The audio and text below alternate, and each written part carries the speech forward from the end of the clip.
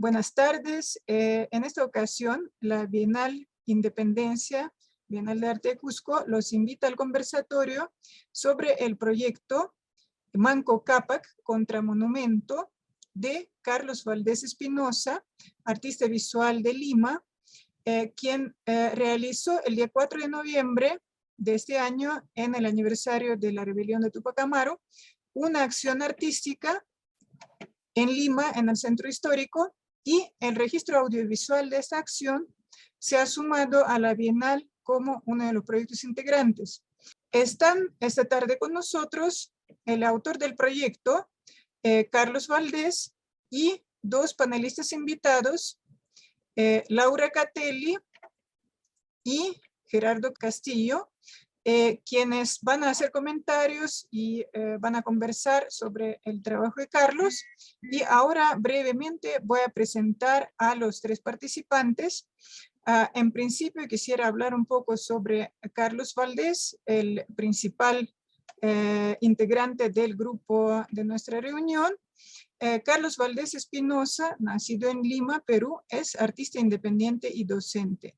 Estudió artes plásticas y visuales en la Escuela Nacional de Bellas Artes del Perú. El bachillerato en arte de la Universidad de San Marcos está en su haber, y la maestría en antropología visual de la Pontificia Universidad Católica. Trabaja en diversos formatos como dibujo, pintura, instalación, performance, video y arte en la red. Sus temas de interés son los estudios visuales, la visualidad indígena andina y la cultura popular. Y bueno, como ya se ha mencionado, en este caso estamos hablando de una acción artística y su registro audiovisual. Y bueno, quisiera especialmente recalcar que Carlos Valdés ha dedicado una buena parte de su vida y carrera profesional a la docencia artística, en gran parte en la Escuela Nacional de Bellas Artes del Perú, en Lima, bueno, la docencia la ha combinado con su ejercicio como artista visual. Está también con nosotros Laura Catelli, argentina, doctora en estudios hispánicos por la Universidad de Pensilvania. Es profesora titular de la cátedra Problemática del Arte Latinoamericano del siglo XX en la Escuela de Bellas Artes, Facultad de Humanidades y Artes de la Universidad Nacional de Rosario, cuyo programa se articula con los ejes de su investigación. Es investigadora adjunta en el Instituto de Estudios Críticos en Humanidades, Universidad Nacional del Rosario y CONICET, donde lleva adelante el proyecto Aproximaciones Postcoloniales a la Problemática Racial en la Construcción de Imaginarios Culturales en América Latina, y dirige la línea de investigación en teoría postcolonial en Latinoamérica. Fundó y actualmente dirige el Centro de Investigaciones y Estudios en Teoría Postcolonial. Es autora de numerosas publicaciones académicas y ha impartido seminarios de doctorado en la Universidad Nacional de Rosario y otras casas de estudios en Argentina. Y el tercer participante de nuestra reunión, el panelista Gerardo Castillo Guzmán, quien se va a sumar, se va a reunir, va a entrar en esta sesión un poquito más tarde. Es profesor asociado del Departamento de Ciencias Sociales de la Pontificia Universidad Católica del Perú. Es PhD por la Universidad de Queensland, Australia. Master of Arts en Geografía por la Universidad de Oklahoma, Estados Unidos. Master of Science en International Development por la Universidad de Bath, Inglaterra, y bachiller en Antropología por la Universidad Católica del Perú.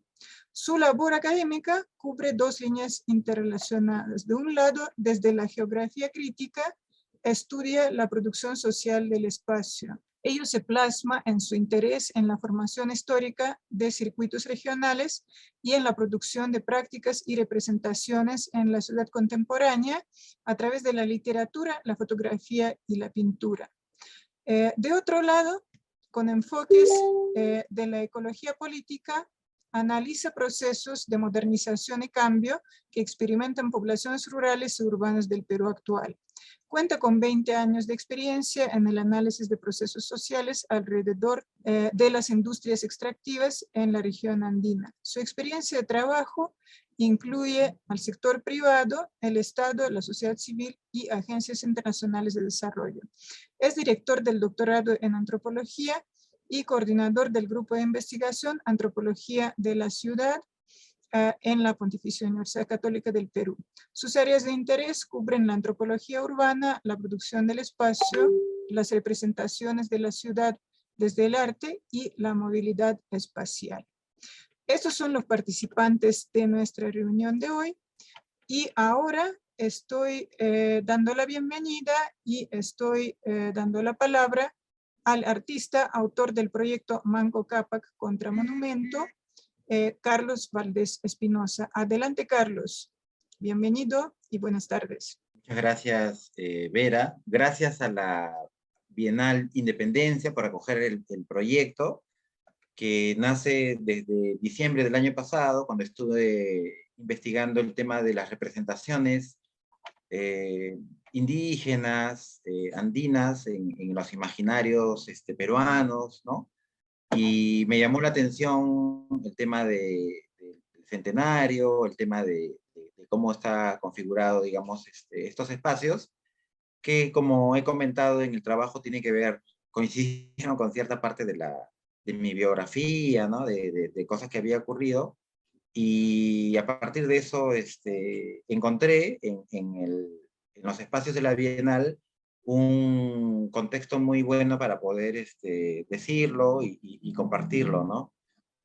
Ahí lo hice trabajando en el día, como dicen, de la celebración de Tupac Amaru, que también me pareció una fecha interesante, y digamos que reúne varias capas, el proyecto, varias capas que lo componen. En realidad es un proyecto complejo, y por eso me parecía muy atractivo que pudieran acompañarme, comentarlo tanto Gerardo, desde la geografía de la ciudad, ¿no? Desde la antropología de la ciudad, y Laura, a quien tengo mucha admiración por su trabajo, ¿no? Por todo lo que ella viene investigando y proponiendo hacia el arte, y por eso es que los invité y ellos con mucha gentileza han accedido a comentarlo, ¿no? Entonces, bueno, yo también les doy la bienvenida, y de mi parte deseoso de escuchar los comentarios que se van a realizar, ¿no? Entonces, le paso la palabra a Laura Catelli, para que nos pueda comentar también, ¿no? Desde su punto de vista. Bueno, muchísimas gracias, Carlos. Gracias también a la Bienal y felicitaciones también por esta Bienal, porque, bueno, es la primera y me parece que es un esfuerzo en estos tiempos loable, y se agradece la visibilización de estos trabajos y estas problemáticas. Así que para mí es una honra la invitación de Carlos, y realmente también poder formar parte de este trabajo colectivo, de este espacio colectivo que es la Bienal.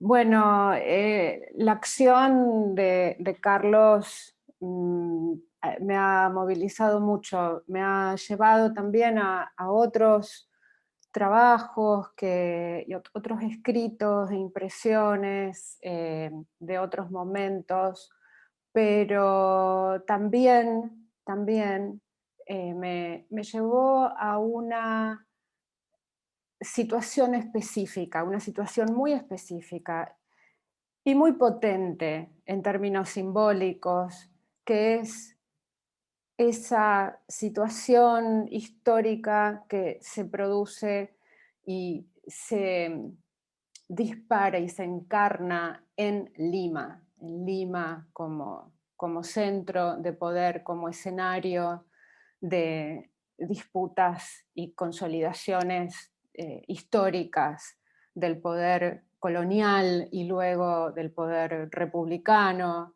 el poder liberal, ¿no? Entonces, le agradezco a Carlos la posibilidad, desde su propuesta, desde su trabajo, desde esta acción artística, de pensar en esos procesos, ¿no? Porque la acción produce de una manera muy, muy potente ese tipo de apertura. Entonces quiero empezar con una reflexión que ya he hecho, pero que vuelvo sobre ella, sobre los lugares de memoria, que es este concepto de Pierre Nora, el historiador francés, que dice: los lugares de memoria, en primer lugar, son restos, la forma extrema donde subsiste una conciencia conmemorativa en una historia que la convoca porque la ignora. El impulso de historizar, de convertir en historia, sea a través de las crónicas oficiales o los monumentos, funciona en detrimento de la memoria. Eso puede parecer paradójico, ¿no? Pero esa es la tensión que trabaja Pierre Nora. Dice: ese objeto que funciona como historia solo puede convertirse en lugar de memoria cuando se pone en marcha algún tipo de ritual. Dice Nora: museos, archivos, cementerios y colecciones, fiestas, aniversarios, tratados, causas judiciales, monumentos, santuarios, asociaciones, son los testimonios de otra edad, ilusiones de eternidad. De allí el aspecto nostálgico de estas empresas piadosas, patéticas y glaciales. Son los rituales de una sociedad sin ritual, sacralización pasajera en una sociedad que desacraliza, fidelidades particulares en una sociedad que pule los particularismos, diferenciaciones de hecho en una sociedad que nivela por principio, signos de reconocimiento y de pertenencia de grupo en una sociedad que tiende a reconocer solo a individuos idénticos. Fin de cita. Cuando Nora escribía estas palabras, el foco de su inquietud tenía que ver con las sociedades europeas. Pero en el caso de las sociedades latinoamericanas, y en este caso de una sociedad andina y poscolonial como la peruana, problematizar la historia y la monumentalización como dispositivos que ignoran y congelan la memoria viva supone tocar la herida aún abierta, aún sangrante, tanto del colonialismo español como del colonialismo interno, aquello que el sociólogo mexicano Pablo González Casanova definió como la continuidad de las relaciones coloniales al interior de la nación, y que la socióloga boliviana y aymara Silvia Rivera Cusicanqui, en un ensayo llamado Pachacuti, los horizontes históricos del colonialismo interno, piensa como condicionante de un presente social y cultural abigarrado. Una superficie, dice ella, en la que interactúan horizontes históricos de diversa profundidad y duración. Para el antropólogo Carlos Mazota, los monumentos de la América Latina liberal del siglo XIX, heredera de los legados de la Ilustración y de las identificaciones europeizantes de los criollos, cito, se inspiraron en el espíritu neoclásico y civilizatorio proveniente de las tradiciones políticas y escultóricas europeas, metáforas del nuevo poder del Estado-nación en construcción. Su diseminación, dice, provocaba pérdidas de los modelos que decía emular. Dejó de lado la tradición de las poblaciones indígenas, negras y criollas de los sectores populares. Por lo tanto, la representación de lo público y lo comunitario en la que se embarcaba la primera monumentalística nacional y republicana se construyó bajo ese principio de alteridad, silenciándola. Fin de cita. Los numerosos monumentos de nuestros países en los que la colonialidad se extiende hacia el tiempo y el espacio de la nación Son lugares donde subsiste una memoria atravesada por violentos procesos de dominación. Los monumentos actualizan, por ese complejo movimiento que describen Nora y Mazzotta, la memoria conmemorativa de la resistencia, en una historia que, como decíamos, la convoca porque la ignora, como si brillara por su ausencia, y por ese principio de alteridad que monumentaliza el silenciamiento. La acción de Carlos Valdés Espinosa contra Monumento a Manco Cápac se despliega en los intersticios de ese avasallamiento o ninguneo táctico de la memoria popular e indígena, del silenciamiento de la memoria, pero también de la lucha sostenida por los sectores dominantes contra todo intento de consolidación del poder político, social y cultural indio. No se nos escapa la tensión que la fecha del 4 de noviembre produce sobre la conmemoración oficial del bicentenario de la nación criolla y liberal. La rebelión de Tupac Amaru presiona silenciosamente sobre la nación que es hoy Perú en su bicentenario. En ese marco de ideas e impresiones me movilizan los gestos de los ciudadanos y las ciudadanas que observan la acción.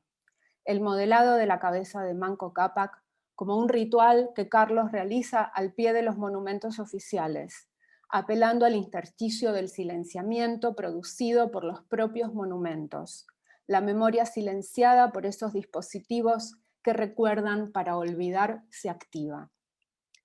Vuelvo aquí a la idea de Nora de que un objeto solo se convierte en lugar de memoria cuando es sometido a un ritual, porque en el registro de la acción de Carlos veo varios gestos que interpreto de ese modo.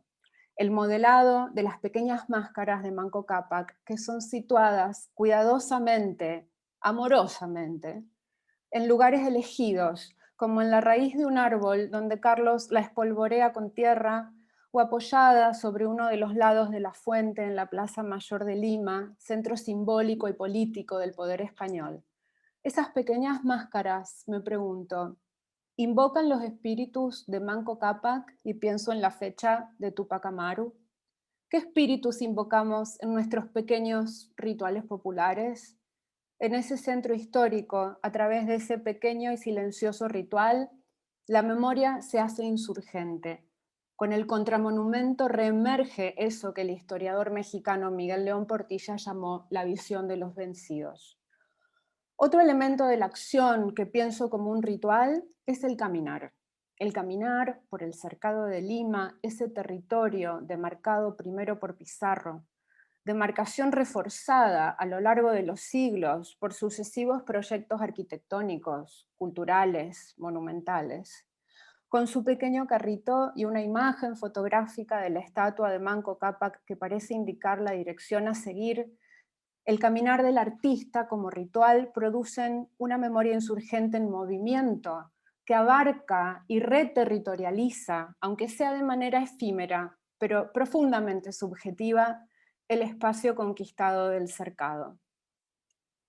Silvia Rivera nos habla sobre el caminar como una metáfora de la vida. Nos dice, cito, el presente es el único tiempo real, pero en su palimpsesto salen a la luz hebras de la más remota antigüedad, que irrumpen como una constelación o imagen dialéctica y se entreveran con otros horizontes y memorias. En Aymara el pasado se llama Nairapacha y Naira también son los ojos, es decir, el pasado está por delante, es lo único que conocemos, porque lo podemos mirar, sentir y recordar. El futuro es, en cambio, una especie de kipi, una carga de preocupaciones que más vale tener en la espalda, porque si se la pone por delante no deja vivir, no deja caminar. Un aforismo aymara señala la necesidad de caminar siempre por el presente, pero mirando futuro-pasado. De este modo, un futuro en la espalda y un pasado ante la vista. Y ese es el andar como metáfora de la vida, porque no solamente se mira futuro-pasado, se vive futuro-pasado, se piensa futuro-pasado. Fin de cita. Ese caminar, nos cuenta en su relato Carlos, también está vinculado con un legado familiar, con las historias de sus abuelos Vilma y Benjo, que llegan a Lima como trabajadores. Y así conocen el barrio de Santa Beatriz, donde ocurre la acción. De ese modo, también ese espacio conquistado y cercado es reapropiado por el artista. Toma la fuerza vital de la memoria afectiva que provee la energía necesaria para la acción. Algo como eso que Rivera Cusicanqui llama el pensar Kipnaira, ese pensar que, como ella dice, viene del esfuerzo, pero también del pensar memorioso o el juego de la memoria como algo activo en la vida del presente. Un pensar que es pensar con la conciencia de estar situados en el espacio de aquí y ahora, un espacio que Carlos sustrae a la temporalidad histórica de los monumentos, según Rivera, como un taipi que conjuga contradicciones y se desdoblan nuevas oposiciones. A su vez, estas se mezclan y entretejen, como en una huaca atada a la cintura, una zona sagrada del cuerpo. O en el caso de esta acción, tal vez podamos pensar en las pequeñas máscaras, como huacas que protegen de los monumentos, de sus historias, su historia y sus efectos. Cierro, pero para abrir la conversación, de nuevo con palabras de Silvia Rivera.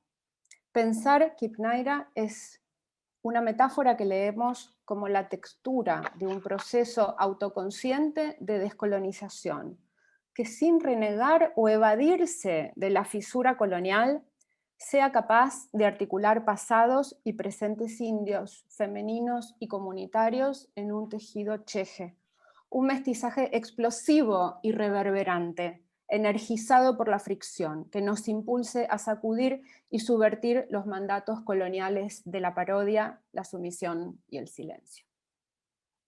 Gracias, Carlos. Muchas gracias por este diálogo y por esta acción. Fue muy movilizador, me gustó muchísimo. No, muchas gracias, Laura, por la generosa y muy profunda descripción y comentario, ¿no? Hay muchas coincidencias, ¿no? En lo que has narrado, y además le has dado digamos, una dimensión que los artistas no manejamos muchas veces, pero que las obras están compuestas de eso, ¿no? De diferentes percepciones. Yo creo que eso es lo que enriquece las experiencias artísticas en este caso, ¿no? Y bueno, también se ha sumado Gerardo Castillo, que es el otro especialista, digamos, que hemos invitado y que también ha accedido con mucha amabilidad para poder acompañarnos también en este conversatorio, ¿no? Y no sé si alguien de los invitados también quisiera conversar o preguntar algo más a Laura en este caso, ¿no? Aprovechando su presencia. El asunto de lo que has manejado de los tiempos en el Aymara también es algo muy similar en el quechua, ¿no? Donde ñaupa es una palabra que refiere espacialmente adelante, pero temporalmente es el pasado, ¿no? Ñaupa, que es parecido a lo que has dicho del mirar, que era como ñaupi y algo, ¿no? Y en el caso de quepa, también refiere a la parte posterior, pero es perdón, es el pasado, ¿no? Es el presente, ¿no? Que está atrás, ¿no? Y es muy similar a lo que has mencionado de los tiempos en el quechua, ¿no? En el aymara, perdón, ¿no? Es muy similar, ¿no? Y me pareció bien bacán que en el aymara también se hace. Sí, a mí yo vi ese movimiento muy claramente en tu acción y sintetizado en varios momentos, ¿no? Pero además, algo que no desarrollé mucho, también por una cuestión de tiempo, pero que me gustaría conversarlo un poco, es la cuestión de la potencia tan fuerte del registro afectivo. Tú dijiste un registro biográfico, pero creo que además de lo biográfico hay un registro familiar donde se trenzan, por así decirlo, legados memorias. Ese es un espacio también muy,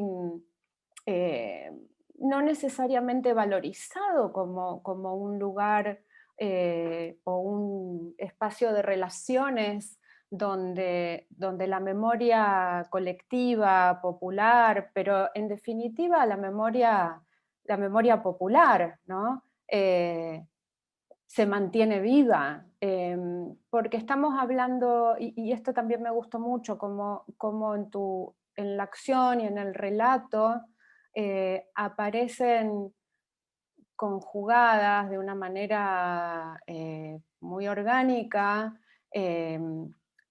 la, la cuestión de la clase y también la cuestión de la pertenencia étnica, ¿no? Como dos dimensiones que no están separadas. Y me gustaría, si pudieras hablar un poquito de eso. Y me interesa personalmente porque en mi proyecto, en mi libro, Arqueología del Mestizaje, todo ese proyecto parte de la observación, la contemplación muy detenida de mucho tiempo, de una fotografía familiar que dispara preguntas que no tienen que ver solo con mi propia biografía, tienen que ver, pero además encontré ahí la posibilidad de hacer muchas preguntas que otros registros disciplinarios no me permitían hacer. Entonces, si pudieras profundizar un poquito más sobre cómo funcionó ese relato, te lo agradecería mucho. Sí, encantado, Laura. Primero, Benjo y Vilma son mis padres, en realidad. Padres. Sí, son mis padres y, o sea, cuando leí esta investigación de Johanna Hamann, que es una escultora que ya falleció acá en el Perú, pero que investigó el tema de los monumentos en el Centenario, fue una gran sorpresa para mí ver que Santa Beatriz, esta urbanización en el centro de Lima, prácticamente se formó para el Centenario, ¿no? Y era como un lugar un poco aristocrático, digamos, ¿no?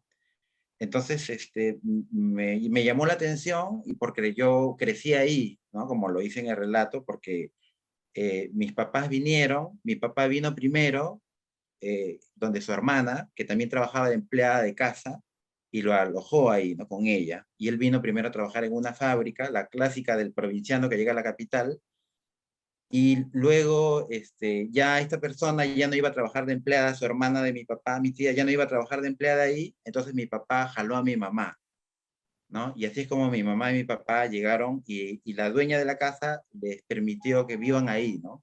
Y ahí entonces nos criamos con mis hermanos y mi papá tenía un trabajo que era muy absorbente y solamente tenía libre los domingos y los domingos mi papá nos sacaba a los parques de Santa Beatriz, ¿no? Entonces toda mi niñez está muy relacionada a estos espacios geográficos, ¿no? Y a las estatuas, a los monumentos que hay ahí, pero nunca supe ni les di un valor histórico, ¿no? Obviamente es un valor totalmente sentimental, ¿no? Emocional, ¿no? Entonces, cuando miro las estatuas, prácticamente puedo sentir la presencia de mis padres ahí, ¿no? De mi hermano con el cual nos acompañábamos. Y es una doble relación, ¿no? Porque después cuando ya lo he investigado de grande, ya es una relación racional, ¿no?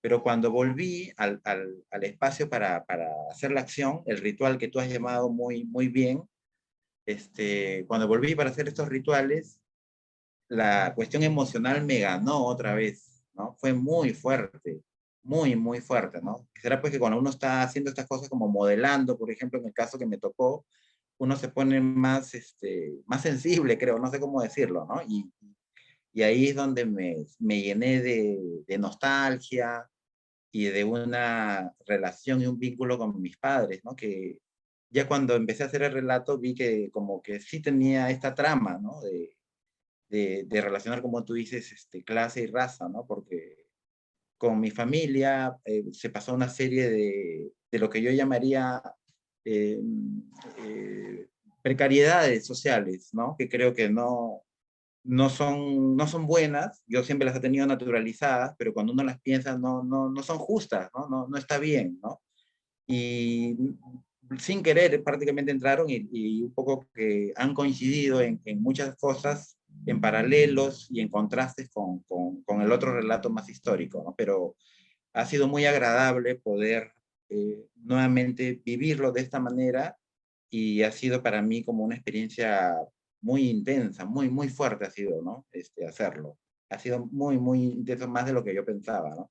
Hablar de esto de la historia del Perú, ¿no? De esta monumentalidad y también de parte de la biografía personal, ¿no? Sí, eso de repente podría mencionar. Tengo una última pregunta para hacerte que, bueno, de mi impresión de los rostros de las personas que se acercaban para mirar con mucha fascinación y además ese efecto de que en realidad tu acción terminaba robando la atención, ¿no? de los monumentos hacia la cabeza que estabas modelando. ¿La gente te preguntaba cosas?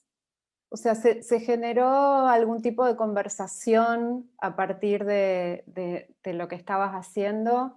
Porque imaginaba, ¿no? Como, bueno, y también a partir de conversaciones que tengo con mis estudiantes o con un taxista o con cualquier persona con la que de repente toco estos temas, que hay una información, pero también una curiosidad, y un imaginario muy a flor de piel, del que no hablamos casi nunca, pero todos lo tenemos a flor de piel, ¿no? Entonces, tenía esa curiosidad de saber qué había pasado en la interacción. Sí, gracias por la pregunta porque cuando he salido a hacer trabajos en el espacio público, me interesa mucho el contacto real, ¿no? Con las personas también, ¿no? Entonces, digamos que como estrategia performática, siempre he elegido como casi disfrazarme de ambulante, ¿no? Que en Lima hay muchos, ¿no? Y que es algo, una práctica muy usual y que me permite entonces como bajar al llano, ¿no? Ya no ser el artista, ¿no? Con A mayúscula. Entonces, cuando lo he hecho, siempre me ha facilitado el contacto con las personas porque las personas se acercan, conversan, preguntan, ¿no? Entonces, por ejemplo, al inicio me pedían si vendía la arcilla, si les podía hacer trabajos para sus hijos. Un señor me preguntó si le podía modelar su dirección, ¿no? Era muy grato este contacto y justamente dos personas eran de las que llevaban también su carrito ambulante, me preguntaban, ¿no? Y cuando llegué, sobre todo se formó más personas en la Plaza San Martín, porque la Plaza San Martín es un espacio muy político acá en Lima, donde hay un montón de gente que habla todo el día, están hablando de política, se reúnen, ¿no? Y hacen como ágoras populares. Entonces, esas personas se acercaron y me preguntaban por qué lo hacía, ¿no? Quién era la persona, a pesar que tenía un cartel, igual preguntaban quién era, ¿no? Y por qué lo hacía, ¿no? Entonces yo les decía, bueno, es el día de Tupac Amaru, hoy día estoy modelando a Manco Cápac, ¿no? Y no me preguntaban mucho más, pero yo sentía que se emocionaban, pero no sabían cómo más interactuar. Entonces algunos reaccionaban queriéndomelo comprar, ¿no? Que yo digo a veces es la manera como lamentablemente terminan varias vinculaciones en esta etapa, pues como bien liberal, ¿no? Neoliberal. Incluso uno de ellos me depositó un sol, me acuerdo, al costado de la estatua, ¿no? Muy bien, me dijeron, ¿no? Qué bueno, que esto, que el otro, ¿no? Pero eran preguntas como esas y algunos incluso se callaban para supuestamente no interrumpir, ¿no? También una cosa que me interesó es, si iba a ser ambulante, quería un poquito parecerme a los retratistas que hay en las calles, ¿no? Pero que lo hacen a lápiz. Entonces, ese también fue un modelo para mí y por eso hacer una escultura como muy icónica era una manera de vincularme con ellos, ¿no? Para hacerlo, digamos, más accesible. Eso de repente es lo que podría comentar de esta vinculación que traté de hacer con las personas también en el espacio público. Bueno, muchísimas gracias. seguiría preguntando cosas, pero también aprovecho que está Gerardo y quizás pueda escucharlo unos minutos, así que, bueno, mil Ya, Laura. gracias. Entonces, no, gracias. Buenísimo todo lo que has mencionado, de verdad. Y también estamos con Gerardo, que viene de la antropología, ¿no? Muy vinculado a la ciudad. Y te doy la palabra, Gerardo, para que puedas comentar, ¿no? Desde tu perspectiva, ¿no? El trabajo. Muy buenas tardes con cada uno y cada una de ustedes. Antes que nada, quiero pedir disculpas. Yo tenía un evento y no he podido llegar antes. Ha sido una lástima realmente no poder escuchar, salvo las intervenciones finales de Laura. Discúlpame realmente. Y creo que estamos en una suerte pues, de conjunciones así que se bifurcan, porque tengo entendido que tú tienes otro compromiso y posiblemente tendrás que salir, ¿no? Pues agradezco primero a Carlos, a ti, ¿no? En verdad, esto es un pretexto comentar. Yo creo que nuestros comentarios son eso, ¿no? Algo que se coloca sobre, ¿no? Un texto y una propuesta sumamente valiosa y estoy agradecido porque entonces, al poder verla, me obliga a reflexionar sobre algunos temas centrales, ¿no? Gracias también a las amigas y a los amigos del Patronato Cultural por organizar esta bienal, importantísimo, y por supuesto a cada una y uno de nuestros compañeros que están presentes en este espacio virtual, ¿no? He preparado algunas líneas, tal vez mal hilvanadas, me disculparán, ¿no? Más con el ánimo no de concluir, sino con la idea de abrir y dar pistas y nuevos ángulos de mirada a esta propuesta, me disculparán el neologismo, contramonumental, ¿no? Y cuando lo vi por primera vez, el video lo he visto 2 veces, a decir verdad 3, pero el primero medio que no cuenta porque tomo mis apuntes, entonces yo considero verlo cuando ya me siento con toda la pantalla grande, ¿no? Me vino a la mente un reciente, muy provocador y lúcido ensayo a propósito del Bicentenario, ¿no? Han salido muchos ensayos, algunos más con ánimos glorificantes, pero han habido algunas cosas sumamente provocadoras y lúcidas, ¿no? A propósito del Bicentenario en el Perú, que es de este fantástico historiador Juan Carlos Estensoro, ¿no? Juan Carlos Estensoro en él cuestiona la idea de la promesa republicana, ¿no? Esa promesa republicana que es tal como la concibe, ¿no? Que ya se ha convertido en una suerte de cliché, la promesa republicana, tal como la describe Jorge Basadre, ¿no? Es uno de los historiadores claves en la historiografía peruana, ¿no? Esta idea de la promesa republicana que sigue siendo esgrimida por intelectuales liberales, que cada vez son menos, ¿no? Menos liberales y menos en número, ¿no? Y eso es una pena. Cada vez más escasos como Alberto Vergara y Carmen McEvoy en específico, ¿no? Que han hablado de la promesa republicana, ¿no? Y para Estensoro, en cambio, siempre provocador, nunca hubo promesa. Es falso que hubo una promesa, ¿no? Porque a la gran mayoría de los sujetos de lo que desde ese entonces empezó a imaginar como la nación peruana, que es un proceso en construcción, ¿no? Cuando el Perú se independiza, por decir algo, no había algo como Perú, se va construyendo una nación peruana, ¿no? A esos sujetos, las élites nunca los concibió como ciudadanos, ¿no? Como iguales entre los cuales establecer un pacto político, ¿no?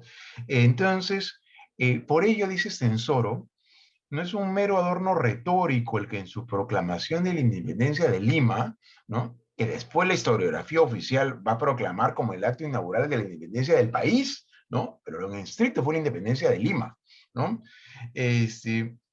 San Martín expresa este pacto por la voluntad general de los pueblos. Y no dice de los individuos, no dice de las personas, no dice de los ciudadanos, de los pueblos, porque se está refiriendo a los territorios. Es un pacto entre las élites de las diferentes regiones, ¿no? Muchas de las cuales ya estaban proclamando su voluntad de independencia política, ¿no? Huánuco, Tacna, Lambayeque, ¿no? Entonces es un pacto entre feudos, digamos, de alguna manera, ¿no? Y van tomando su posición frente al poder político colonial, ¿no? Es decir, es un nuevo pacto, ¿no?, entre unidades territoriales que no cuestiona el ordenamiento estamental de la sociedad colonial peruana, ¿no? Es el y comillo, porque es algo que ocurre en el trabajo de Carlos, que aparece, es uno de los muchos puntos que me hacen reflexionar. No hay un cuestionamiento al ordenamiento de las cosas, ¿no? La propuesta de Manco Cápac contra Monumento nos va a situar precisamente, en mi opinión, en el centro de uno de los ejes fundamentales de dicho debate: la geografía racializada y jerarquizada de la nación peruana, ¿no? Y lo que quiero hacer ahora no es definitivamente ningún ensayo, no, sino soltar algunas ideas que me han provocado este rico trabajo visual de Carlos, ¿no? Y déjenme ir un paso atrás, ¿no? Tengo la fortuna de conocer algo del trabajo de Carlos, ¿no? Y para su tesis de maestría en antropología visual, Carlos ha elaborado un video sobre la figura de Tupac Amaru II, ¿no?, en la iconografía contemporánea. Hay mucho más trabajo de Tupac Amaru en la iconografía previa a lo que se llamó la Revolución Peruana, ¿no? Pero más contemporáneamente no hay mucha investigación y el trabajo de Carlos pretende llenar ese vacío, ¿no? Y él examina la manera en que el personaje histórico Tupac Amaru II se transforma en una imagen icónica, ¿no?, que se materializa y se inscribe en la morfología urbana del distrito limeño de Comas, en la parte norte de la ciudad. Y se transmuta, este personaje histórico se transmuta en metáfora, en una metáfora a través de las cuales las y los pobladores del distrito comeño leen y reinterpretan sus propias historias personales, familiares y colectivas, ¿no? Como historias de emprendedurismo, ¿no? Molientero ambulante, ¿no? Me hace recordar muy bien entonces la técnica misma que sigue Carlos, ¿no? De historias de resistencia, de independencia frente a un Estado que los excluye, a la par de construcción de identidades de mestizaje, ¿no? Entre estas y estos pobladores, muchos de ellos migrantes, como es el caso del video que ahora estamos conversando, o descendientes de migrantes de diferentes regiones del país, y que han ayudado a construir, siguiendo a Henri Lefebvre, el espacio urbano comasino y por ende la ciudad de Lima, encuentran en Tupac Amaru II una imagen con la cual se pueden identificar.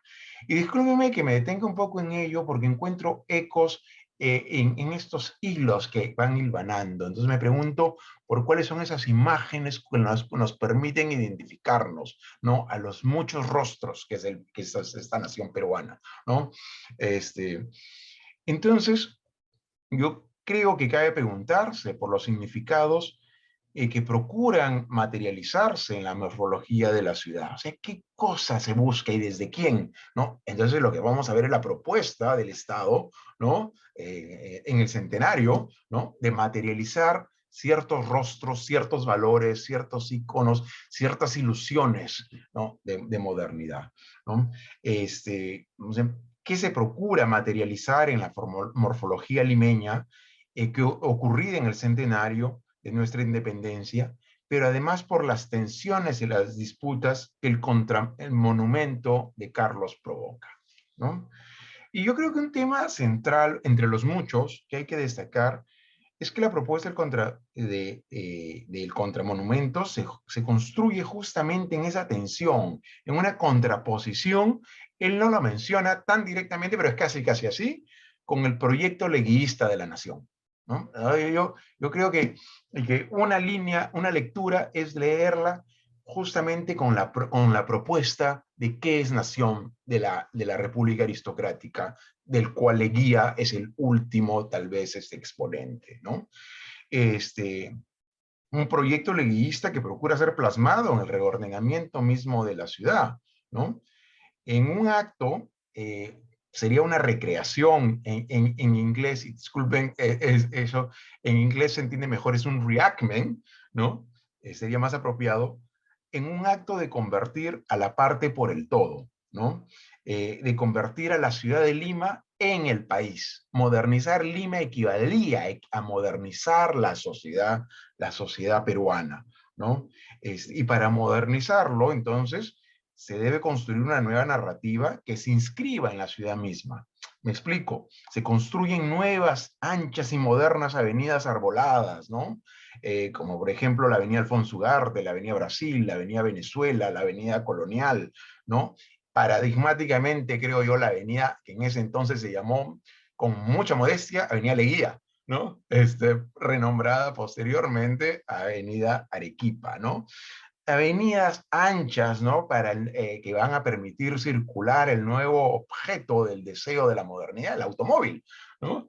Que van a conectar con nuevos barrios mesocráticos y afluentes de la ciudad, Santa Beatriz, San Isidro, Miraflores, Magdalena, pero también con barrios obreros como La Victoria, barrios que albergarían ya no jornaleros de viejo cuño colonial, ¿no? Los obreros industriales, ¿no? De esa industrialización que vendría dándose en el país, ¿no? Barrios entonces que abandonan materiales y estilos arquitectónicos del viejo orden, ¿no? Balconcitos, la madera, el adobe, ¿no? Que ahora son considerados añosos e insalubres, ¿no? Para optar por materiales y estilos californianos y neoclásicos, ¿no? De todas esas primeras cuadras de la avenida Arequipa, yo creo que son, y en la cual está cerca la casa del embajador de Estados Unidos, ¿no? Y lo que es la embajada de Estados Unidos, ¿no? Las calles del centro de la ciudad, me parece importantísimo, son renombradas, ¿no? Dejan atrás ese sabor de oficios coloniales, pescaduría, botoneros, mercaderes, ¿no? Para lucir los flamantes nombres de los departamentos y las provincias del país. Contumasá, Tarma, Huancavelica, Abancay, ¿no? El centro de Lima se convierte en un microcosmos del país, todas las provincias contenidas en la ciudad, ¿no? Pero también se crean nuevos espacios privados, ¿no? Para los nuevos sujetos, el Country Club, por ejemplo, ¿no? Este hotel frente al golf, ¿no? El primer golf del país, ¿no? Y nuevos espacios públicos, ¿no? El Palacio de Justicia, no, me parece saltante porque es una copia de un palacio que hay en Bélgica, en Bruselas, ¿no? Y sobre todo la Plaza San Martín, ¿no? Ese espacio público para la nueva nación que se busca, para la nueva patria, digamos, ¿no? La Plaza San Martín que se debería inaugurar con el centenario, ¿no? Entonces, estos espacios públicos que dan cabida a los nuevos sujetos sociales, ¿no? La burguesía y los obreros, ¿no? Que ordenan la nueva concepción de nación que va surgiendo, ¿no? Un nuevo reordenamiento que, en mi opinión, procura hacer un salto. Bueno, no es solo mi opinión, en verdad está basado en muchas otras lecturas, incluyendo a Johanna Hamann, ¿no? Entonces, que Carlos lo ha mencionado, ¿no? Que hace un salto, que procura eliminar, olvidar el pasado colonial y conectarnos con unas glorias de monumentalidad del Imperio Inca. Y digo Imperio Inca y no sociedades prehispánicas, porque es una suerte de conectarnos con una idealización incaica, ¿no? Pero no con los sujetos que supondrían esa sociedad, ¿no? Yo creo que el título de ese magnífico ensayo de Cecilia Méndez lo sintetiza mejor que nadie. Incas sí, indios no, ¿no? glorificas el pasado, ¿no? Pero rechazas a esa raza degenerada de indios que nos invade, ¿no? Entonces procure conectar un pasado glorioso, ¿no?, con un nuevo futuro moderno que se encuentra en los nuevos centros del capitalismo global, ¿no? Estados Unidos y Francia, ¿no? Sin embargo, este proyecto modernizante, ¿no?, no cuestiona el ordenamiento jerárquico y excluyente de las relaciones sociales, ¿no? Entonces, Lima y el país experimenta definitivamente una modernización en términos materiales, ¿no?, pero sin modernidad. Las relaciones sociales no son modernas, no están basadas en un nuevo pacto entre iguales, ¿no? Siguen siendo relaciones premodernas en el sentido estamentales, ¿no? Y ahí me parece interesante, conviene señalar que el barrio de Santa Beatriz, bueno, hay controversia, yo me he basado en unos pequeños estudios más caseros, en el cual Carlos ha vivido su infancia y ha recorrido sus calles. Parece que fue planeado originalmente como un barrio obrero, ¿no?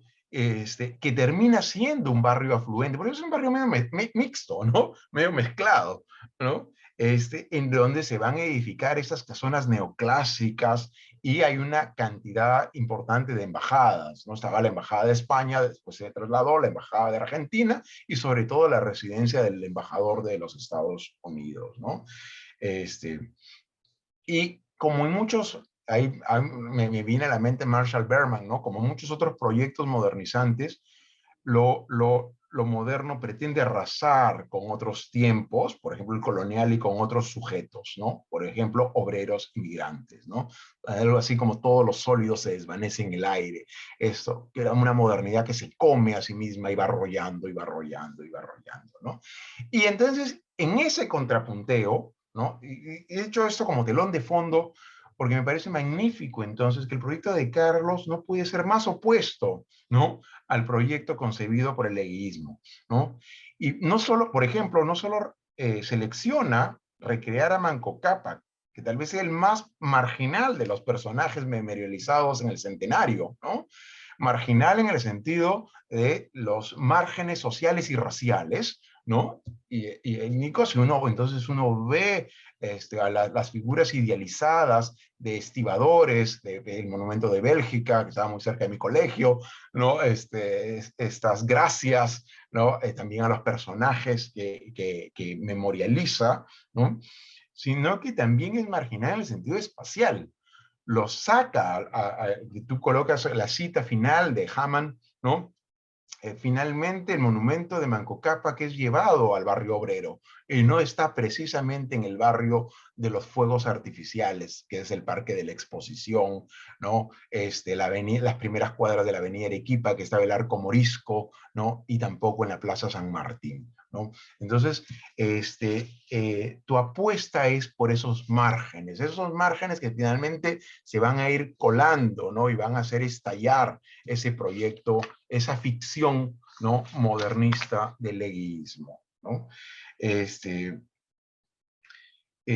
Y la recreación misma de la estatua que vas haciendo, ¿no?, se construye en una caminata, ¿no?, en un recorrido espacial, pero también un recorrido de la memoria, ¿no?, que es algo que Laura justamente tan bien llamaba ahora a reflexión, ¿no? Una memoria individual, familiar, pero que nos va a remitir a una memoria colectiva. No es un ejercicio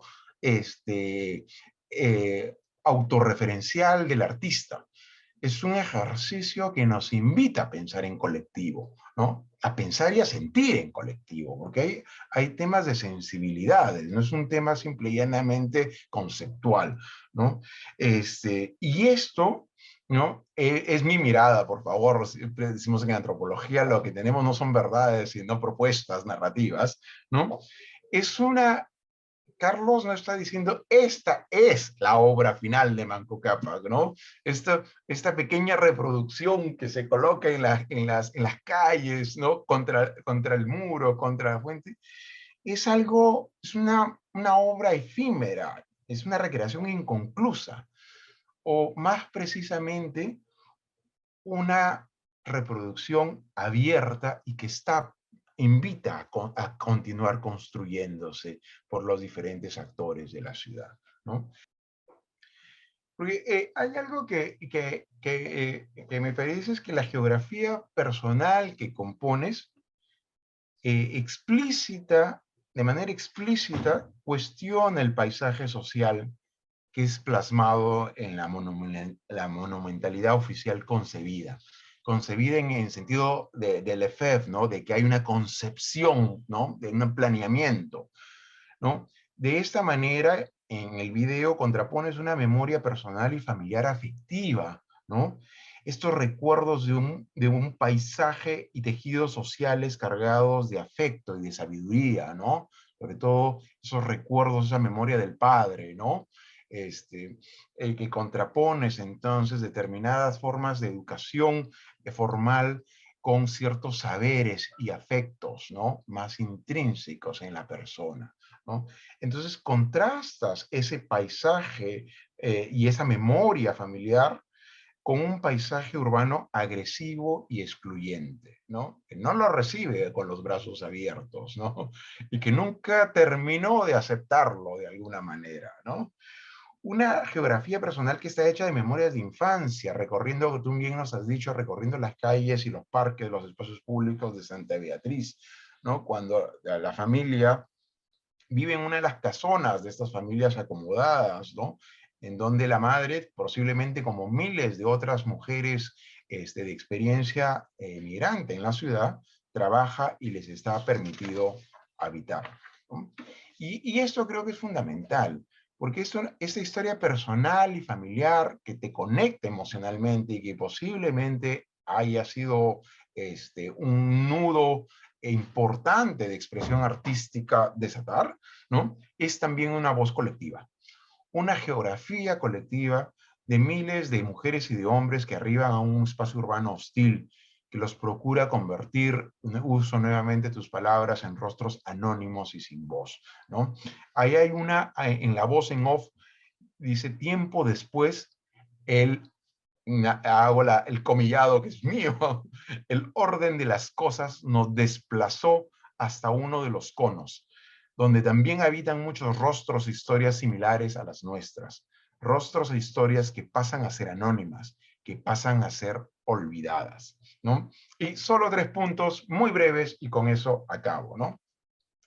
Primero, que algo que lo comenté, la voz narrativa habla del orden de las cosas, ¿no? Como el título de esa obra capital de Michel Foucault, ¿no? Ese orden estamental que naturaliza y prescribe qué posiciones deben ocupar las personas según su estatus, según su origen y según su etnicidad, ¿no? Segundo, el uso del término desplazar, ¿no? Con toda la connotación de violencia y precariedad que implica, ¿no? Y justamente eso habla de la violencia que arrolla a las personas hasta convertirlas en individuos, es decir, en masas, sin rostro ni nombre, ¿no? Y yo creo que ahí es una de las tantas aristas donde radica uno de los puntos de tensión y posibilidad más interesantes de la propuesta del contramonumento que Carlos ha desarrollado, ¿no? La posibilidad de, justamente a propósito de nuestro bicentenario, repensar las variadas formas de dotar de contenido al pacto republicano que denuncia Estenssoro, ¿no? Estenssoro dice no hay pacto, no hay promesa, no hay pacto porque no fueron concebidos como ciudadanos, ¿no? Entonces, más bien, pensar en la posibilidad de un nuevo pacto que incorpore la multiplicidad y la diversidad de los miles de rostros y voces que componen la sociedad peruana. Un nuevo pacto forjado en nuevos mitos fundacionales, ¿no? Justamente Manco Cápac es uno de esos mitos fundacionales, ¿no? Por excelencia, ¿no? Un nuevo mito fundacional que permite imaginar la nación desde los cuerpos de los habitantes de los márgenes de la ciudad y no solo desde los fuegos artificiales y deslumbramientos de la modernidad. Con este punto sí, de verdad cierro. Estoy como 4 veces he dicho que cierro. Prometo que hay un pequeño ensayo que me gusta mucho de Cristian Segarra, ¿no? Que nos hace notar el carácter lúdico, transgresivo y crítico de la Casa de Cartón, ¿no? Esta primera obra que irrumpe tempranamente con el poeta Martín Adán, ¿no? Segarra sugiere que el nombre, la Casa de Cartón, se inspira en el Palacio de Cartón, que existió en la Plaza San Martín, ¿no? Ante la imposibilidad de terminar todas las obras que estaban planeadas por el leguismo para los festejos del centenario, se edificó una fachada, ¿no? El que llamaba Beverboard, ¿no? Un tipo de cartón, una fachada de un palacio construido con este material, ¿no? Una fachada justamente de ficción, como esas que se exhiben en los locales de hoy día, de estas universidades de parodia, ¿no? Que es, por ejemplo, Telesub, ¿no? Una fachada cinematográfica que nos habla de una nación desechable, ¿no? Y esa misma fachada, piensen en el rostro ecuestre de San Martín manchado de excrementos de paloma, ¿no? Me encantó esa toma. Esa misma impostación, ¿no? Es la que el contramonumento contra el cual el contramonumento de Carlos se revela, ¿no? Y de manera notable nos invita a reflexionar sobre nuestras posibilidades de producción de un país de ciudadanos. Gracias. Muchas gracias, Gerardo. Ha sido una entrada también muy rica, ¿no? Muchas gracias porque inimaginable para cuando uno crea una obra, todas las aristas que se pueden construir o percibir a partir de eso, ¿no? La, la primera descripción de Laura ha sido, digamos, desde un enfoque también interesante, pero el tuyo lo aborda justamente desde la ciudad, ¿no? Desde esta construcción que has llamado de la modernidad solamente a nivel material, pero no social, ¿no? Interesante, ¿no? Y lo que has mencionado de los desplazamientos era para mí la otra palabra clave, ¿no? Porque entiendo que a partir de la lectura que pongo al último, es como que desplazaron a Manco Cápac, ¿no? Porque la intención de la colonia japonesa era que esté en un espacio céntrico, ¿no? Entonces, creo que lo desplazaron. Creo que nosotros, a la familia Valdés Espinosa, también nos desplazaron, ¿no? Del centro hacia un cono, ¿no? Y el hecho de utilizar el formato de ambulante también me lleva a esa, digamos, lógica del desplazamiento constante, ¿no? El que no tiene para tener un puesto fijo, un local para ejercer su empresa, su negocio, ¿no? Y que tienen que andar siempre rodando, digamos, por toda la ciudad para poder tener un medio de vida, ¿no? El desplazamiento es algo que está muy vinculado con la migración en general, ¿no? Y me gustó mucho también que lo identifiques así, ¿no? Y esta cuestión del orden de las cosas de Foucault efectivamente es algo muy potente, ¿no? Muy dramático también, ¿no? No, muchas gracias por la descripción, ¿no? Y por las palabras tan amables de ambos, ¿no? No sé si algo quisieran agregar, ¿no? Si algo quisieran comentar alguna de las personas que está presente. Sí, hola, hola. Ahí se anima un compañero. Hola Carlos, Dale, ¿qué dale, tal? por favor. ¿Cómo estás? Sí, Qué gusto verte, igual a todos los presentes, buenas tardes. Sí, me ha encantado, digamos, todo el análisis que han hecho, especialmente estaba escribiendo algo también, pero creo que lo han dicho todo. Interesante el análisis que también hace, en este caso también Laura, que habla de la cuestión de la ritualidad, la memoria, ¿no? Las metáforas, y en este caso también Gerardo, que nos comenta de estos espacios construidos, ¿no? Con una arquitectura que se impone, ¿no? Hacia la imagen de una nueva nación, pero construida para las élites, ¿no? Entonces me preguntaba, desde estos desplazamientos que tú mencionas, ¿no? El acercamiento de las personas hacia el proyecto, por lo que has comentado, ha habido una impresión, pero ha habido también una mirada desde lo tradicional, ¿no? Desde la cuestión de técnica en la elaboración de esta escultura, ¿no? Entonces, me hacía pensar en qué tanto los espacios se han activado en el inconsciente colectivo, ¿no? De las personas que no llegan a identificar el mensaje, no llegan a analizar esa o a reaccionar de alguna manera con el mensaje tan potente que estás también desarrollando, ¿no? Y en ese sentido, de hecho, que hay un trabajo de campo que, muy rico en cuestiones de visualidad a través de la fotografía y del video que también lo tienes, pero esa reacción, de hecho, que es preocupante, ¿no? Ya que se está analizando esta nueva modernidad, ¿no? Y en ese sentido, quizás también es un síntoma del efecto que se ha generado, ¿no? Eh, con esta idea de construcción de nación, ¿no? Finalmente, se logró lo que querían hacer, que era dejar que las personas reaccionen o piensen y que se den cuenta de su identidad, ¿no? Porque finalmente no hay una reacción y no hay una búsqueda de su identidad, no hay un reclamo, ¿no? En ese sentido. Gracias. Gracias, Beto. Claro, bueno, el trabajo en realidad no buscaba una reacción inmediata, ¿no? Como podría ser el artivismo, por ejemplo, no necesariamente iba en ese sentido, ¿no? Y yo creo que es un trabajo que interviene en el espacio público, ¿no?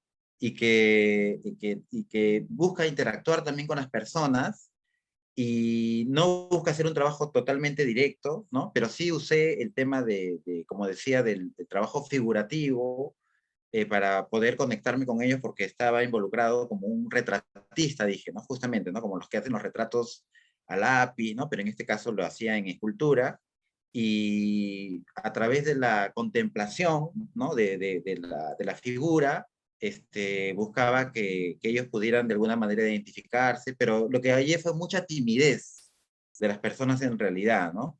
A pesar que estaba en la Plaza San Martín como en un sitio muy político, eran muy tímidos ellos en reaccionar, en preguntarme, ¿no? Eran muy, muy tímidos, ¿no? Entonces, eso tal vez es lo que podría decir, ¿no? Tal vez estamos mal acostumbrados a ver el espacio público y decía que a lo mucho que se llegaba era que me preguntaban cuánto costaba, cuánto les cobraba por hacer una estatua, ¿no?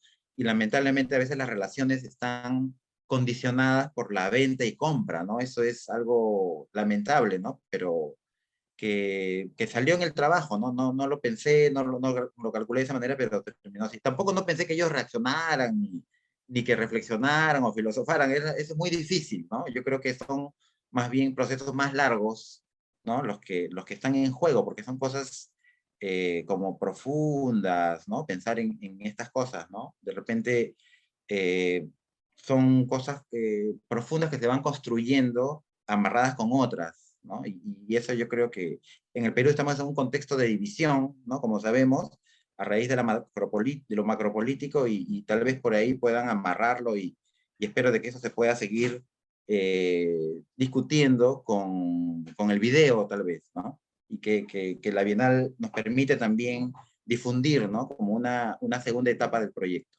Gracias más bien por la pregunta, ¿no? No sé si quisieran agregar algo, ¿no? Preguntar algo igual. Yo lamentablemente voy a tener que retirarme, pero solo quería despedirme con un comentario, que bueno, cuando vaya a Lima y haga este recorrido, eh, la verdad que va a estar presente el espectro de tu acción, ¿no? Y de Manco Cápac ahí, que eso me parece un efecto también interesante, ¿no? Que el espectro de la acción queda ahí. Entonces, hay algo ahí que no había pensado, pero en una proyección, ¿no?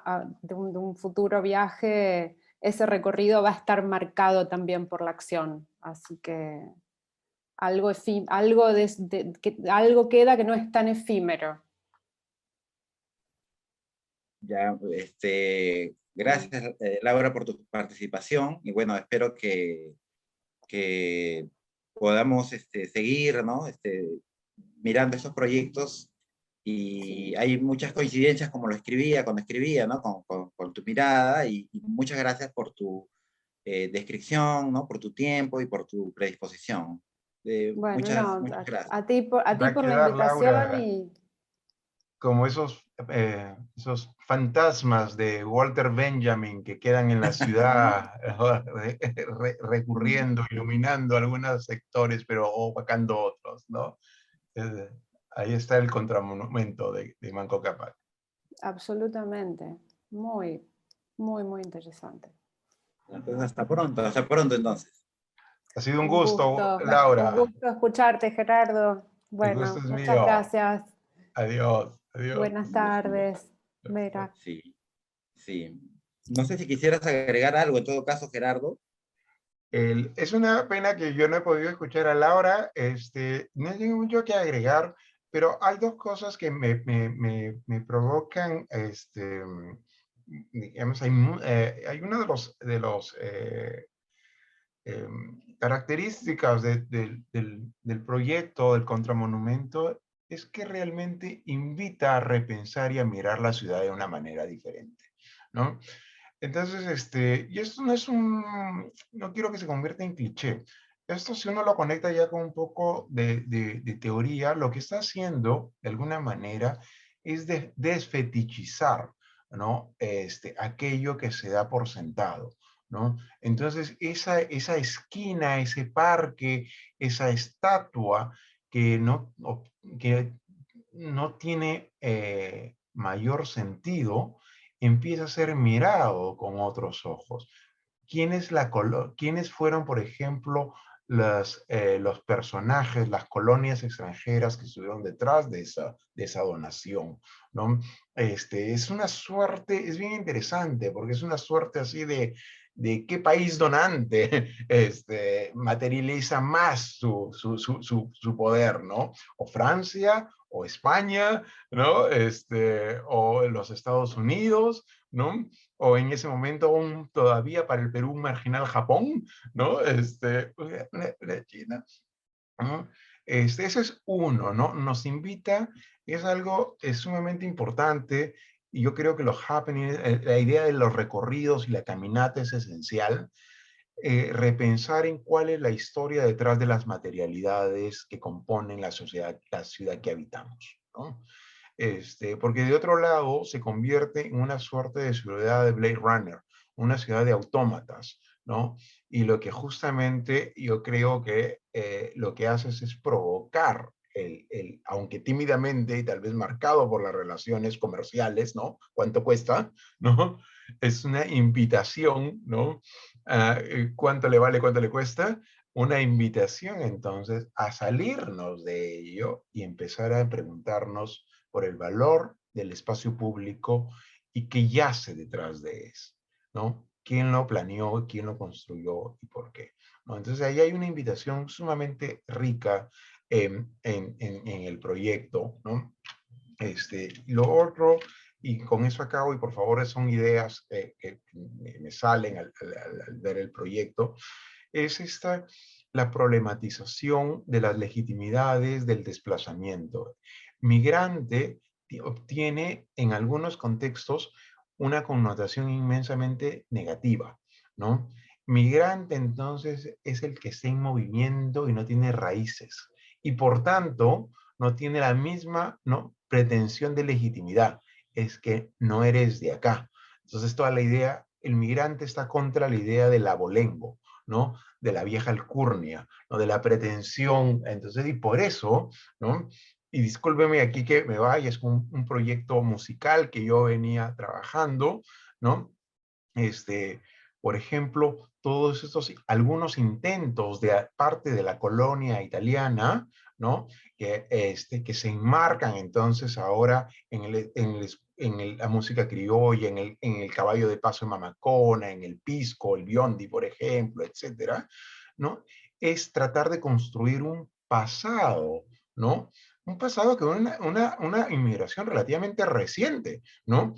Italianos del norte de Génova, no necesariamente en condiciones paupérrimas como llegaron a otras partes de América Latina, ¿no?, pero que buscan entonces enraizarse en una ensoñación de la Arcadia colonial, ¿no?, tener alcurnia, ¿no? Entonces, eso me parece importante. Ante ese proyecto, ¿no? Surgen entonces otras miradas, algunas de ellas son sumamente despectivas, acerca del valor de la migración, ¿no? Entonces, y esos desplazamientos, ¿no? Entonces, algunos desplazamientos son más legitimados y más valorados que otros, ¿no? Entonces, me parece fundamental cuando utilizas el lenguaje y dices desplazamiento, pones el dedo sobre la llaga y llamas la atención entonces a estas formas de habitar la ciudad, ¿no? Pues no me queda nada más que decir, sino más bien agradecerte nuevamente, Carlos. No, no, las gracias también, Gerardo, por tu muy buena predisposición, por tu tiempo, ¿no? Y gracias, ¿no? Gracias, en todo caso, a todos los presentes. Y Vera, creo que sería de nuestra parte todo por ahora, ¿no? Bueno, yo en realidad estaba esperando el final para darle un poco de, digamos, amenidad ilustrativa, porque mientras escuchaba estas presentaciones que han sido maravillosas, se me ocurrió que quizás faltaría llevar un poco también la conversación hacia otro lado y hablar fuera del contexto peruano sobre la suerte de los monumentos, porque es un tema súper interesante y obviamente muchas cosas han sido escritas, pero para darle un marco general, bueno, obviamente todos sabemos que los monumentos reflejan los vaivenes de la política y de la vida de la sociedad, y de la misma manera como se emplazan y se glorifican y se celebran, también después son desplazados, a veces destruidos y o vandalizados, ¿no? Entonces los monumentos también a veces caen en desgracia. Y bueno, yo creo que las últimas décadas en la vida de la humanidad en general han sido marcadas por una guerra a veces contra los monumentos y unas acciones muy emblemáticas. Entonces yo estaba juntando, mientras escuchaba el conversatorio, estaba juntando algunas imágenes, básicamente imágenes aleatorias de diferentes partes del mundo, pero de los casos más emblemáticos de cómo la gente reacciona a los monumentos que pasaron a ser non gratos, ¿no? Es decir, han realmente merecido un juicio negativo. Y bueno, yo creo que los casos más, algunos de los casos más notables son los recientes actos contra el colonialismo representado por los monumentos, como, bueno, por ejemplo, la decapitación de la estatua de Colón en varios lugares, vandalización de la estatua de Colón en varias ciudades, y esto, si mal no recuerdo, es Boston, ¿no? Eso sucedió el año pasado, ¿ya? La estatua amaneció un día sin cabeza. Y vamos a ver algunos otros casos que no necesariamente, bueno, son actos de vandalismo, a veces es una intervención que no afecta la integridad del monumento, como este caso brillante, activistas de Bolivia que hicieron a Isabel la Católica en La Paz de mujer aymara, ¿ya? Y le pusieron la liquia en la espalda, ¿ya? Que no destruyó el monumento, pero fue una intervención súper divertida. También creo que fue el año pasado. Y por otro lado, bueno, ahí sí, la guerra bastante violenta contra los monumentos en Europa Oriental. Esta foto es la caída de la estatua de Lenin en Bucarest, en el momento de la caída del régimen de Ceausescu, es decir, año 1990, ¿no? Y sí, eso era, bueno, un acontecimiento bastante violento. Una foto de 1991 de mi país natal, Rusia. Eso es monumento al fundador de la KGB, Félix Dzerzhinsky, que estaba frente al edificio de la KGB en Lubyanka, y que era una estatua que representaba el régimen opresivo de Stalin, básicamente. Primero Lenin y luego Stalin, ¿no? Y esa estatua fue sacada de su pedestal en el 91 y no fue destruida, sino fue llevada a otro lugar, y sorprendentemente hace poco, este año, hubo una discusión sobre devolverla en su sitio. No lograron, los partidarios de esa iniciativa no lograron devolverla, pero aparentemente hubo una gran movida de apoyo a esta iniciativa, que bueno, lo consideraban como una especie de héroe de la patria. Bueno, así también a veces son creo, los giros de la historia, que los monumentos por momentos caen en desgracia y luego a veces los quieren reponer. Así terminó Lenin en Berlín en una exposición décadas después de la caída del muro, ¿no? Que es ya una especie de reciclaje artístico de un monumento destruido. Y este es otro caso, bueno, también una foto que recorrió las redes del año 2011, monumento, intervención, vandalismo creativo, se podría decir, contra un monumento al ejército soviético en Bulgaria. Entonces, bueno, esos son algunos casos de cómo a veces los monumentos, digamos, adquieren facetas que no han sido previstas y por otro lado están siendo intervenidos, vandalizados, destruidos y, bueno, como tienen una alta carga simbólica, también la agresión contra ellos son actos simbólicos que, bueno, no se puede solamente calificar a veces como vandalismo contra el patrimonio, porque, bueno, muchos de ellos tienen carga simbólica bastante negativa. Entonces, bueno, estas son algunas de las imágenes que quería mostrar, ¿ya? Y es simplemente un pequeño colofón y algo que justo quería recalcar, que estos son los casos de alguna manera opuestos a lo que hizo Carlos, porque Carlos hizo una acción afirmativa. Es decir, él propone una alternativa a digamos, los monumentos que no le gustan, ¿no? O la suerte de los monumentos que sí le gustan, pero que no han corrido la suerte que deberían. Entonces, él hace unas nuevas piezas artísticas y las ubica en los lugares de la ciudad que le parecen adecuados, que le parecen relevantes. No hay una intención de destruir, no hay una intención de mostrar agresión, descontento, no quiere vandalizar nada, ¿no? Él propone una guerra contra los monumentos, sino emplazamiento, unos nuevos monumentos que no tienen el formato estándar, el formato convencional, y eso me parece que es un gran mérito. Gracias, Vera, por el comentario. Muchas gracias. Y bueno, yo creo que ya iremos cerrando el conversatorio, ¿no? Muchísimas gracias a todos. Corríjanme si me equivoco, Wendy Vega es la que hizo la fotografía del audiovisual, ¿verdad? Sí, justamente iba a mencionar la Wendy, que me viene ayudando con el registro audiovisual y las fotografías, ¿no? Y le mando a ella un abrazo y un agradecimiento porque está que me acompaña en varios proyectos ya y una comunicadora muy talentosa, ¿no? Muy talentosa. Bueno, muchísimas gracias por su participación también, y yo creo que también habré que darle créditos por este trabajo de registro. Y gracias, muchísimas gracias Gerardo, muchísimas gracias Laura, aunque Laura ya está ausente, pero bueno, en su ausencia le agradecemos. Y obviamente gracias Carlos por la participación en la Bienal y por esta presentación el día de hoy. Y bueno, nos despedimos hasta el próximo proyecto y el próximo conversatorio, que va a ser mañana a las 2 de la tarde. Buenas tardes a todos y hasta pronto. Hasta pronto, Vera. Ha sido todo un gusto.